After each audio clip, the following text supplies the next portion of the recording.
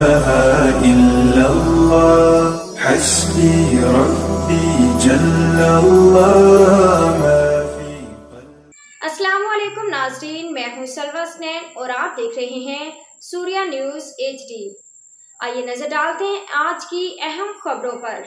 کوئٹہ وزیر اعلیٰ بلوچستان میر سرفراز بگٹی نے کہا ہے کہ بلوچستان میں بیڈ گورننس اور کرپشن کے باعث نوجوانوں اور ریاست میں دوری پیدا ہوئی۔ حکومت سے ناراضگی اور گلے شکوے ہو سکتے ہیں لیکن ریاست نے کوئی گناہ نہیں کیا ہے۔ کوئٹہ میں یورپی یونین کے تعاون سے منعقدہ سیمینار سے خطاب کرتے ہوئے وزیر اعلیٰ بلوچستان نے کہا کہ 200 ارب روپے کے ترقیاتی بجٹ سے پاکستان کے 43% رقبے کی ترقی مشکل عمل ہے۔